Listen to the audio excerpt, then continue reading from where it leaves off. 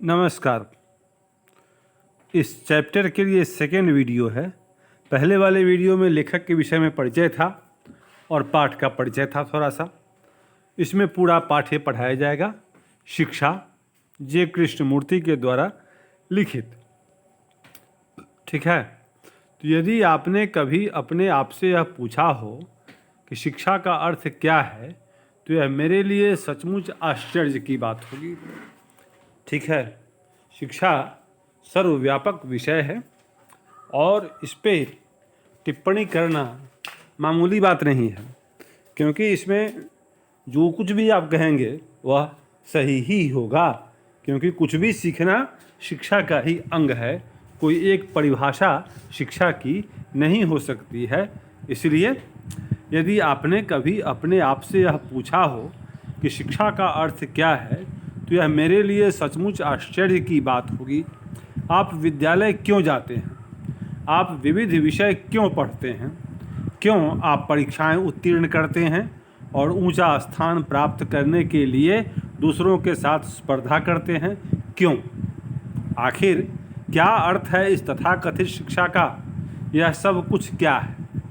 यह सचमुच अत्यधिक महत्वपूर्ण प्रश्न है, केवल विद्यार्थियों के लिए ही नहीं, अपितु माता पिता के लिए, शिक्षकों के लिए और उन समस्त व्यक्तियों के लिए जो इस वसुधा से प्रेम करते हैं। शिक्षित होने के लिए हम संघर्ष क्यों करते हैं? हम कुछ परीक्षाएं उत्तीर्ण कर लें, किसी उद्योग में लग जाएं, क्या शिक्षा का बस इतना ही कार्य है? अथवा शिक्षा का कार्य है कि वह हमें बचपन से ही जीवन की संपूर्ण प्रक्रिया समझने में सहायता करे? कुछ उद्योग का कार्य है, कुछ उद्योग करना और अपनी जीविका कमाना जरूरी है, लेकिन क्या यही सब कुछ है? क्या हम केवल इसीलिए शिक्षा प्राप्त कर रहे हैं? निस्संदेह केवल उद्योग या कोई व्यवसाय ही जीवन नहीं है। जीवन बड़ा अद्भुत है, यह असीम और अगाध है, यह अनंत रहस्यों को लिए हुए है। यह एक विशाल साम्राज्य है जहां हम मानव कर्म करते हैं, और यदि हम अपने आप को केवल आजीविका के लिए तैयार करते हैं तो हम जीवन का पूरा लक्ष्य ही खो देते हैं। कुछ परीक्षाएं उत्तीर्ण कर लेने और गणित, रसायन शास्त्र अथवा अन्य किसी विषय में प्रवीणता प्राप्त कर लेने की अपेक्षा जीवन को समझना कहीं ज़्यादा कठिन है। ये रही बात। लेकिन अपने यहाँ होता यह है कि बेरोजगारी का इतना बड़ा आलम है कि व्यक्ति का मुख्य उद्देश्य पढ़ने लिखने के बाद केवल और केवल रोजगार पाना रह जाता है। रोजगार जिसको मिल गया, सरकारी नौकरी मिल गई, वह काफ़ी खुश हो गया, वह संतुष्ट हो गया, वह सेठ माना जाता है। और जिसको सरकारी नौकरी नहीं हुई वह निराशा के गर्त में जाता है। इस हाल में बहुत कम लोग होते हैं जो शिक्षा का महत्व समझते हैं और उसको अपने जीवन में लागू करते हैं। तो इसलिए शिक्षा का सही अर्थ समझने की ज़रूरत है। यह रोजी रोटी तो इसका एक पार्ट है ही, लेकिन उसके अलावा भी शिक्षा बहुत कुछ है जो मनुष्य को मनुष्योचित परिचय कराता है।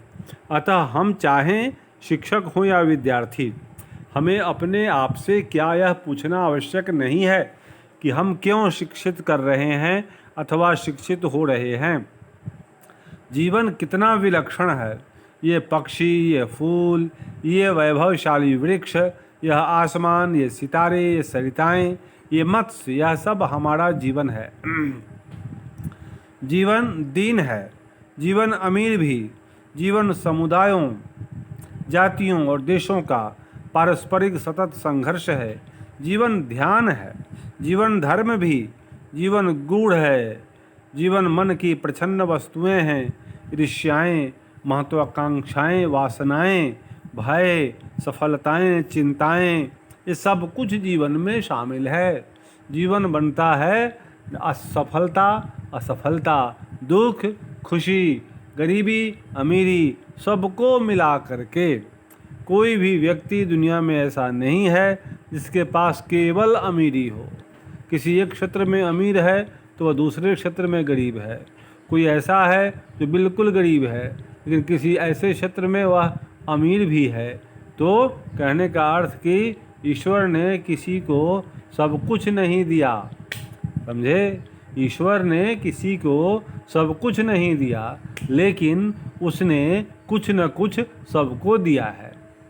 ये शिक्षित होने का मतलब इतना ज़रूर है कि आप यकीन रखें कि भगवान ने, आपको बनाने वाले ने, जिसने आपको यह जीवन दिया है, उसने दुनिया में किसी को सब कुछ नहीं दिया, लेकिन कुछ न कुछ उसने सबको दिया।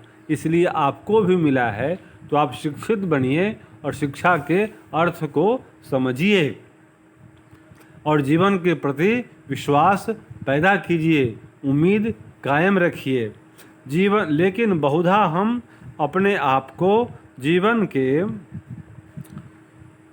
केवल एक छोटे से कोने को समझने के लिए ही तैयार रहते हैं। हम कुछ परीक्षाएं उत्तीर्ण कर लेते हैं, कोई उद्योग ढूंढ लेते हैं, हम विवाह कर लेते हैं, बच्चा पैदा कर लेते हैं और इस प्रकार अधिकाधिक यंत्रवत बन जाते हैं। हम सदैव जीवन से भयाकुल, चिंतित और भयभीत बने रहते हैं। एक प्रकार का भय हमको घेरे रहता है। आजीवन हम एक भयाक्रांत जीवन जीते हैं, क्योंकि व्यवस्था कुछ ऐसी बन जाती है कि आदमी को अनिश्चितता का बोध होता है। प्रकृति एक अबूझ पहेली मालूम पड़ती है। क्यों? क्योंकि हम जीवन को उसकी संपूर्णता में स्वीकार नहीं करते, जीवन को उसके समस्त आयामों के साथ स्वीकार नहीं करते। जीवन को सिर्फ एक खुशनुमा पहलू, एक सफलता का पर्याय हम लोग अपने उद्देश्य की पूर्ति इसी के आधार पर आंकते हैं। मतलब जीवन में शांत भाव से आंखें खोलकर हम नहीं देखते, बल्कि भीतर से हमारी भावनाएं, हमारी आसक्ति किसी चीज़ से इतनी जुड़ जाती है कि हम दूसरी चीज़ों का मज़ा नहीं ले पाते। हम एक गुस्सैल व्यक्ति के रूप में परिवर्तित हो जाते हैं और इसी प्रकार से हमारा जीवन बीत जाता है और प्रकृति की अनंत सुंदरताओं को हम स्वीकार नहीं कर पाते, उनसे वंचित रह जाते हैं। ठीक है, तो प्रकृति ने कुछ ऐसी चीज़ें हैं जो सबको नहीं दी हैं।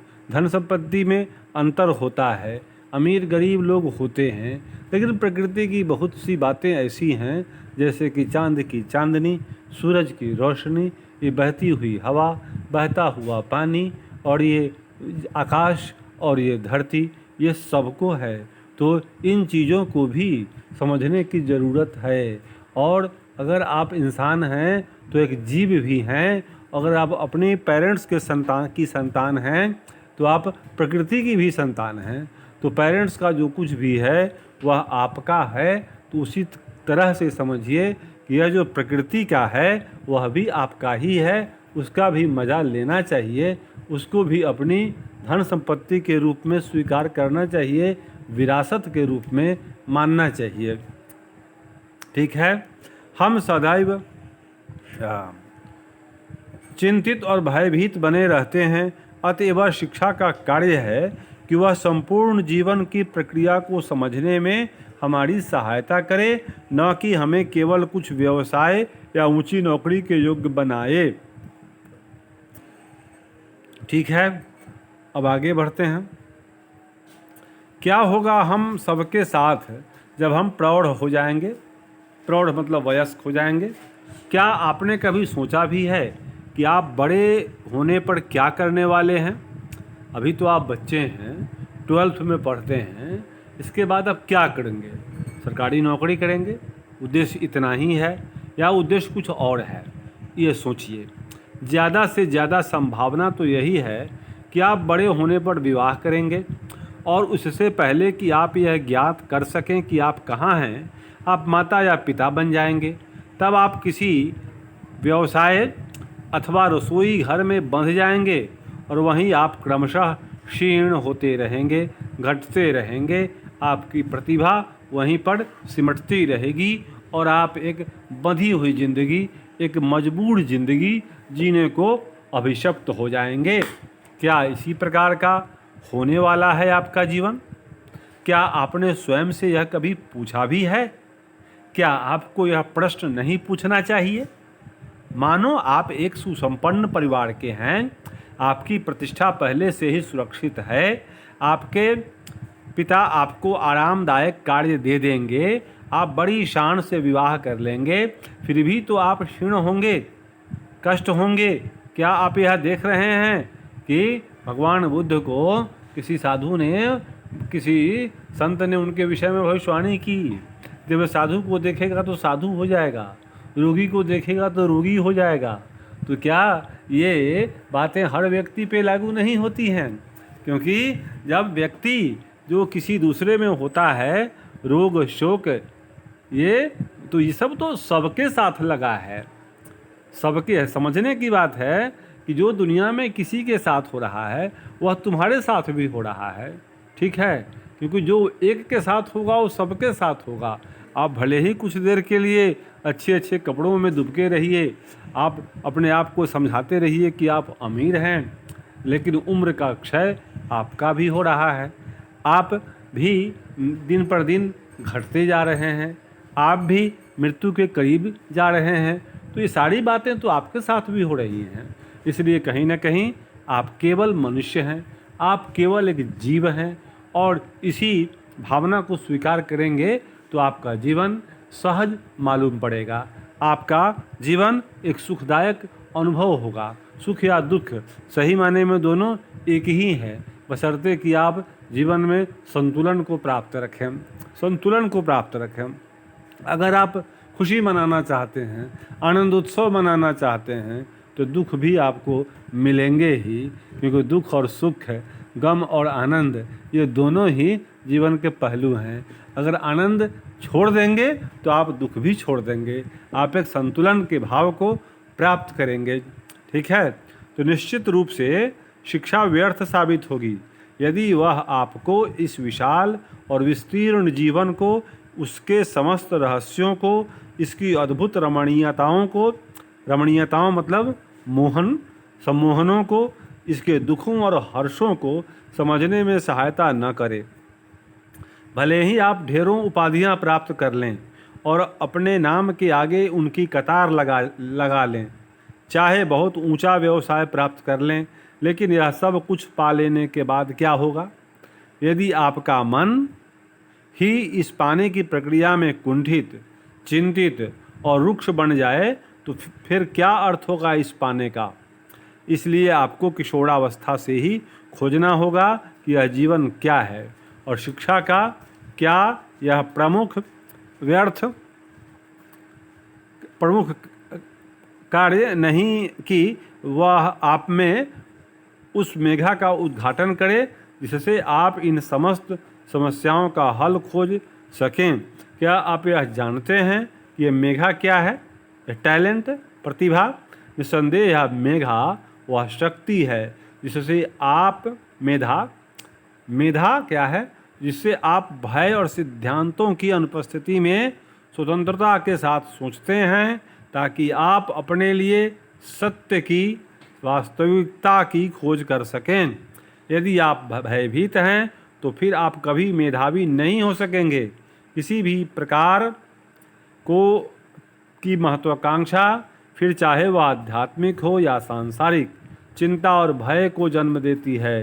किसी वस्तु से लगाव आपको विलगाव का भय उसी क्षण साथ देती है। अतः यह ऐसे मन का निर्माण करने में सहायता नहीं कर सकती जो सुस्पष्ट हो, सरल हो, सीधा हो और दूसरे शब्दों में मेधावी हो।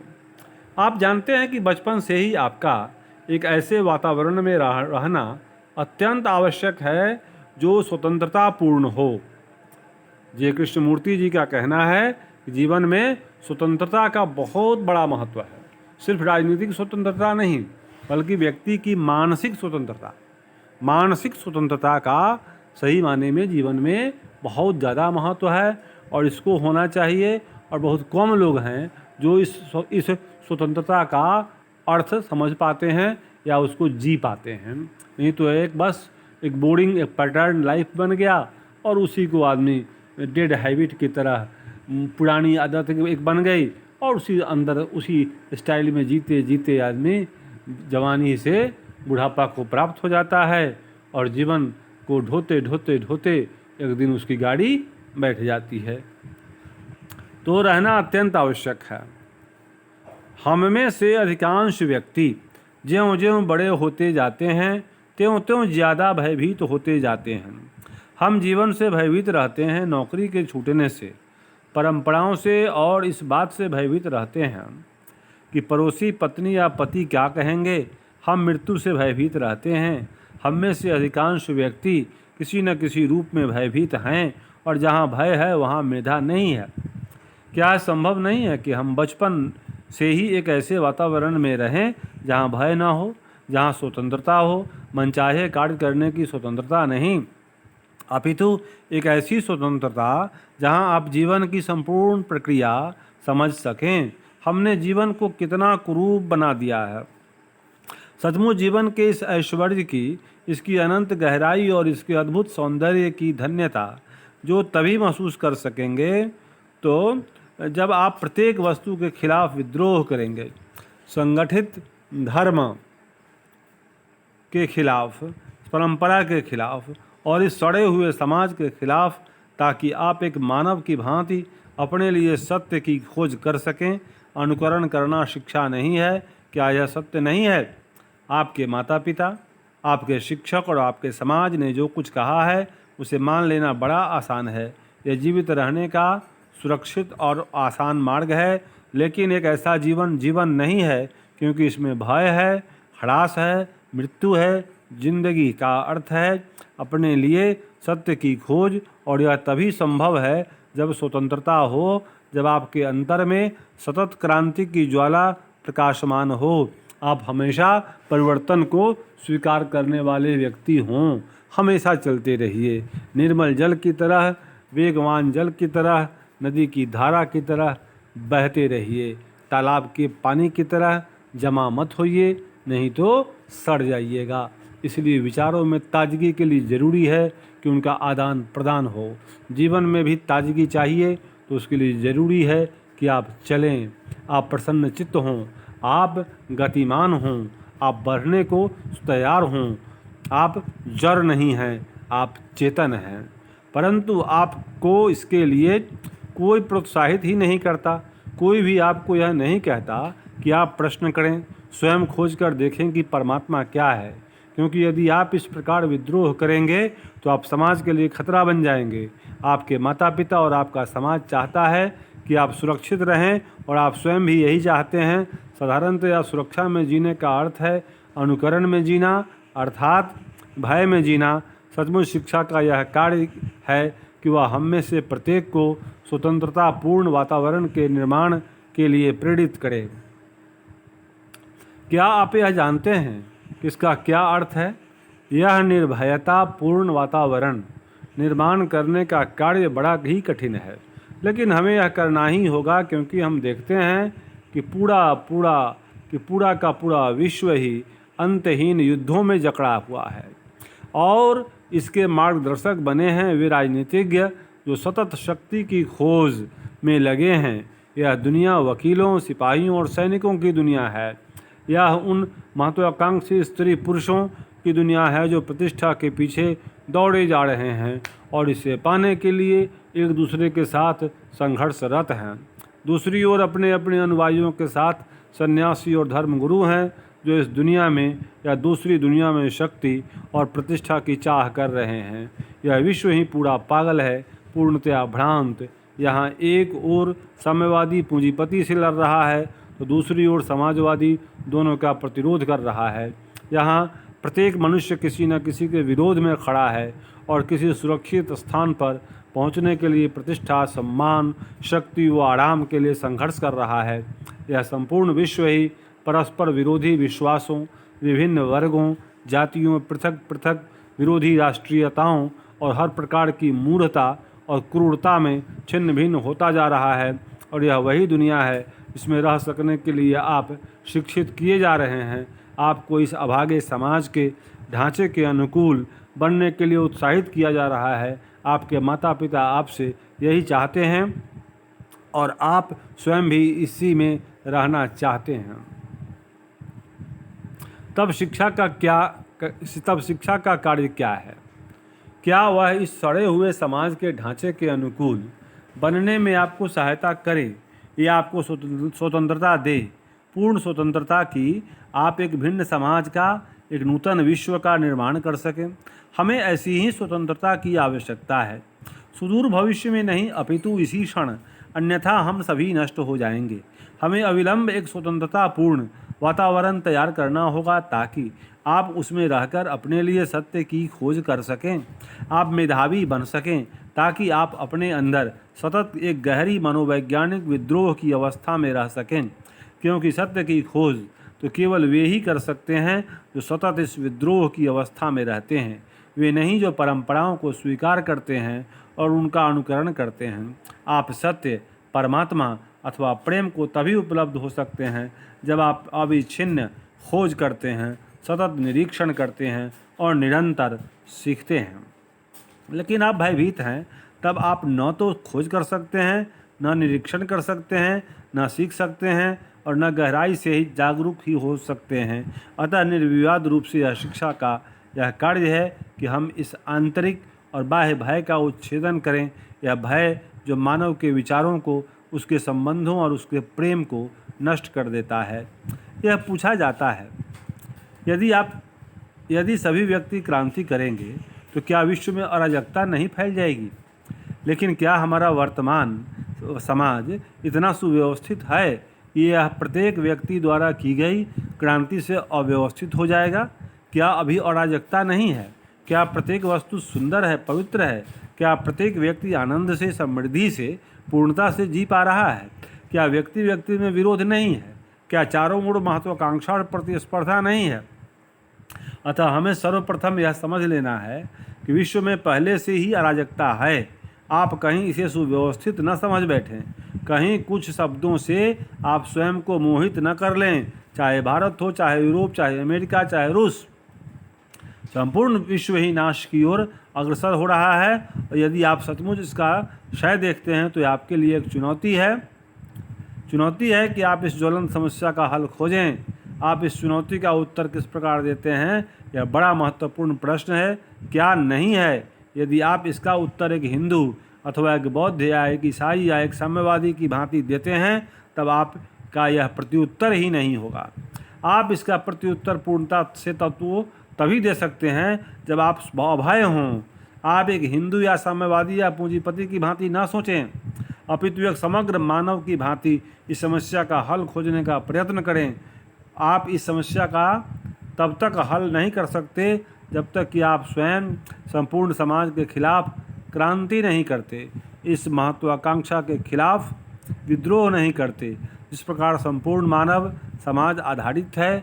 जब आप स्वयं महत्वाकांक्षी नहीं हैं, परिग्रही नहीं हैं एवं अपनी ही सुरक्षा से चिपके हुए नहीं हैं, तभी इस चुनौती का प्रत्युत्तर दे सकेंगे।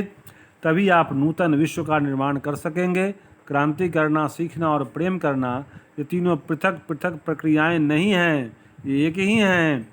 जो किसी से प्रेम करते वही सीखते हैं, वही क्रांति करते हैं। क्रांति मतलब परिवर्तन, जड़ व्यवस्था के खिलाफ गतिमान व्यवस्था को स्वीकार करना। और जब आप वास्तव में सीख रहे होते हैं तब पूरा जीवन ही सीखते हैं। तब आपके लिए कोई गुरु ही नहीं रह जाता है। तब प्रत्येक वस्तु आपको सिखाती है। एक सूखी पत्ती, एक उड़ती हुई चिड़िया, एक खुशबू, एक आंसू, एक धनी, वे गरीब जो चिल्ला रहे हैं, एक महिला की मुस्कुराहट, किसी का अहंकार, आप प्रत्येक वस्तु से सीखते हैं। अतः कोई मार्गदर्शक नहीं, कोई दार्शनिक नहीं, कोई गुरु नहीं। तब आपका जीवन स्वयं आपका गुरु है और आप सतत सीखते रहते हैं। बस न कोई था न कोई है मेरे सिवा, तेरे सिवा मेरे हमनवा। बस केवल आप ही आप हो। आप जिस विषय का अध्ययन कर रहे हैं उसमें आपकी दिलचस्पी नहीं है, अतः आपके शिक्षक आपको ध्यान देने के लिए मजबूर करते हैं। लेकिन ध्यान का यह अर्थ कदापि नहीं है। ध्यान का आगमन तो अपने आप होता है जब आप किसी वस्तु में गहरी दिलचस्पी रखते हैं, जब आप उसके संबंध में प्रेम से खोजते हैं ताकि उसे आप पूर्णतया समझ सकें। उस समय आपका संपूर्ण मन, आपकी समग्र सत्ता उसी में रहती है। ठीक इसी भांति जिस क्षण आप गहराई से यह महसूस कर लेते हैं, यदि हम महत्वाकांक्षी नहीं होंगे तो क्या हमारा ह्रास न होगा, अत्यंत महत्वपूर्ण है। महत्वाकांक्षा अच्छी है या बुरी, यह न पूछते हुए हम सर्वप्रथम यह ज्ञात करें कि क्या महत्वाकांक्षी व्यक्ति अपना ही नाश नहीं कर रहा है। आप अपने आसपास देखें और उन व्यक्तियों का निरीक्षण करें जो महत्वाकांक्षी हैं। जब आप महत्वाकांक्षी होते हैं तब क्या घटित होता है? तब आप केवल अपने ही संबंध में सोचते हैं, क्या नहीं सोचते। तब आप क्रूर बन जाते हैं और अन्य व्यक्तियों को एक ओर ढकेल देते हैं, क्योंकि आपको अपनी महत्वाकांक्षा को पूरी करनी है। Ambition should be made of sterner stuff, William Shakespeare ने बोला था, ये अंग्रेजी का विद्वान।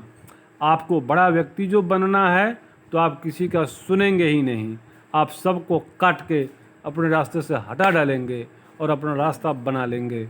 इतने आप कठोर हो जाएंगे अपनी महत्वाकांक्षा को पूर्ण करने के लिए। आप समाज में असफल और सफल व्यक्तियों के बीच में संघर्ष पैदा कर देते हैं। इस प्रकार आप में और उन व्यक्तियों में जो आपकी ही भांति महत्वाकांक्षी हैं, निरंतर युद्ध चलता रहता है। क्या इस संघर्ष से जीवन सृजनशील बन सकता है? क्या आप मेरी बात समझ रहे हैं अथवा यह समझना आपके लिए बहुत कठिन है? क्या आप उस समय महत्वाकांक्षी रहते हैं जब आप सहज प्रेम से कोई कार्य सिर्फ कार्य के लिए करते हैं? जब आप कोई कार्य अपनी समग्रता से करते हैं, इसलिए नहीं उससे आप कहीं पहुंचना चाहते हैं, कोई लाभ उठाना चाहते हैं अथवा कोई ऊंचा परिणाम प्राप्त करना चाहते हैं, परंतु इसलिए कि उसके करने में आप प्रेम अनुभव करते हैं। अतः यह महत्वाकांक्षा नहीं है क्या? तब वहाँ कोई प्रतिस्पर्धा नहीं होती है, तब आप प्रथम स्थान पाने के लिए संघर्ष नहीं करते हैं। अतः क्या शिक्षा का यह कार्य नहीं कि वह आपको यह खोजने में सहायता करे कि आप सचमुच कौन सा कार्य प्रेम से करना पसंद करते हैं, ताकि आप प्रारंभ से ही अंत तक वही कार्य करें जिसे आप बहुत अच्छा समझते हों और जो आपके लिए गंभीर अर्थ लिए हुए हो। अन्यथा आप अंत तक अपने आप को अभागा समझते रहेंगे और मजबूरी में कार्य करते रहेंगे और जीवन बोझ बन जाएगा जिसे आप ढोते रहेंगे।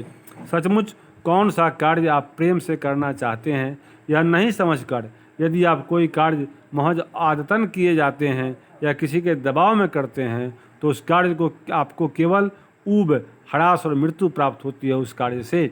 अतः आपको बचपन से ही यह जान लेना अत्यंत आवश्यक है कि आप कौन सा कार्य सचमुच प्रेम से करना चाहते हैं। नूतन समाज के निर्माण के लिए यही एकमात्र मार्ग है कि अपने आप को पहचानिए, उसके अनुसार अपना जीवन क्षेत्र चुनिए।